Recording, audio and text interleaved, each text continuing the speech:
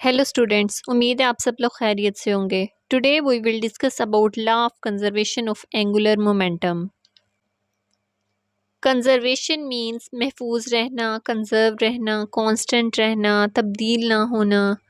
तो angular momentum हमने discuss किया था कि अगर किसी बॉडी की किसी रेफरेंस एक्सिस के अलोंग पोजीशन एंगुलर पोजीशन तब्दील हो रही है तो it means that body have some angular momentum.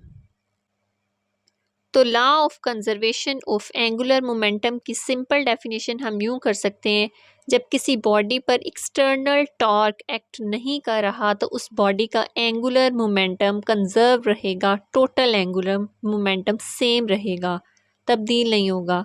यहाँ टोटल एंगुलर मोमेंटम की बात हो रही है। फॉर एग्जांपल एक रिजिड बॉडी है, इस बॉडी की डिफरेंट पॉइंट्स पर एंगुलर मोमेंटम की वैल्यूज़ डिफरेंट होंगी। मसलन यहाँ L1, यहाँ L2, यहाँ पे L3, तरह पूरी बॉडी की एंगुलर मोमेंटम की डिस्ट्रीब्यूशन डिफरेंट होगी। लेकिन ये बॉडी एक रेफरेंस एक्सिस के गिर्द रोटेट कर रही है तो ज़ाहिरी बात है कि इसकी को एंगुलर पोजीशन भी तब्दील हो रही होगी।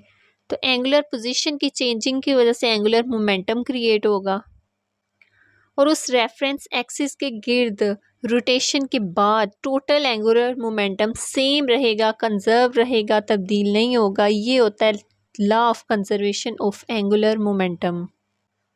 और ये उस सूरत में होगा जब एक्सटर्नल टॉर्क एक्ट नहीं कर रहा होगा उस बॉडी पर। मैथमेटिकली हम यूँ कह सकते हैं L1 plus L2 plus L3 plus so on Ln, और इस सब जमा करेंगे तो हमारे पास आएगा टोटल एंगुलर मोमेंटम, जिसको हम रिप्रेजेंट करेंगे L टोटल से, और ये कांस्टेंट रहेगा। एंगुलर मोमेंटम चूँकि एक वेक्टर क्वांटिटी है तो वेक्टर क्वांटिटी ऐसी क्वांटिटी होती है जिसको रिप्रेजेंट करने के लिए मैग्नीट्यूड के साथ साथ डायरेक्शन की भी ज़रूरत होती है। तो एंगुलर मोमेंटम की डायरेक्शन हमेशा along the axis of rotation होती है। और law of conservation of angular momentum के मुताबिक उस बॉडी की मैग्नीट्यूड कांस्टेंट रहेगी और इसके साथ साथ इसकी डायरेक्शन भी कंजर्व रहेगी। इसकी एक डेफिनेशन हम यूँ भी कर सकते हैं, the axis of rotation will not change its orientation unless an external torque causes it to do so. मतलब law of conservation of angular momentum के अकॉर्डिंग उस बॉडी की ओरिएंटेशन कंजर्व रहेगी जब तक उस पर एक्सटर्नल टॉर्क एक्ट नहीं कर रहा, कोई एक्सटर्नल टॉर्क उसको ऐसा करने पर मजबूर नहीं कर रहा। मतलब हम यूँ कह सकते हैं कि law of conservation of angular momentum उस वक्त एप्लीकेबल होगा किसी बॉडी पर जब उस बॉडी की मैग्नीट्यूड तब्दील नहीं होती और इसके साथ साथ इसका एक्सिस ऑफ रोटेशन भी फिक्स होता है, अनलेस के उस बॉडी पर कोई एक्सटर्नल टॉर्क उसको तब्दील करने पर मजबूर ना कर दे। हमारे इर्द गिर्द हज़ारों एग्जांपल्स ऐसी हैं नेचर की मौजूद हैं जिन पर law of conservation of angular momentum apply हो रहा होता है, जिसमें से अर्थ की एग्जांपल बेस्ट एग्जांपल है हमारे पास। अर्थ के दोनों एंगुलर मोमेंटम होते हैं, स्पिन एंगुलर मोमेंटम भी और ऑर्बिटल एंगुलर मोमेंटम भी। ज़मीन पर जो मेजर फोर्स एक्ट कर रही होती है वो सन की होती है। सूरज के अलावा जितने भी टॉर्क्स एक्ट कर रहे होते हैं उस पर, उनकी वजह से ज़मीन की मूवमेंट पर कोई भी फ़र्क नहीं पड़ता और ना उसके एक्सिस ऑफ रोटेशन पर। तो ज़मीन अपना स्पिन कंप्लीट करती है 24 आवर्स में, जबकि सूरज के गिर्द अपना रोटेशन, ऑर्बिटल रोटेशन जो मोशन हम कह सकते हैं, उसको कंप्लीट करती है इन 365 डेज़।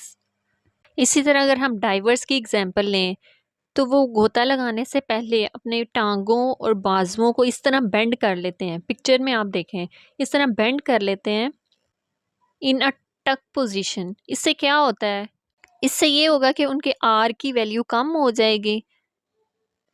जब आर की वैल्यू कम होगी तो इट मीन्स के मोमेंट ऑफ इनर्शिया कम हो जाएगा। जब मोमेंट ऑफ इनर्शिया कम हो जाएगा इट मीन्स के उसको ज़्यादा तेज़ी से स्पिन करना पड़ेगा अपने एंगुलर मोमेंटम को कंजर्व करने के लिए।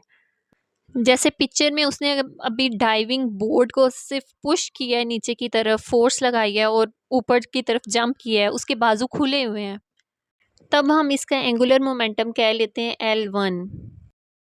जबकि दूसरी तरफ R कम हो गया है लेकिन ओमेगा की वैल्यू ज़्यादा हो जाएगी, ज़्यादा तेज़ी से स्पिन करेगा तो उसका कंजर्व रहेगा एंगुलर मोमेंटम। इसी तरह थर्ड पॉइंट पर जब वो बिल्कुल पानी के करीब पहुंच जाता है तब दोबारा से वो अपने स्पीड को कम करने के लिए अपने बाजुओं को खोल लेता है और टांगों को भी, जैसे उसने बेंड किया हुआ था दोबारा से फर्स्ट वाली पोजीशन में आ जाता है, तो उससे स्पीड उसकी कम हो जाती है। फिर क्या अगेन होता है कि उसका एंगुलर मोमेंटम उतने का उतना ही रहता है, चेंज नहीं होता।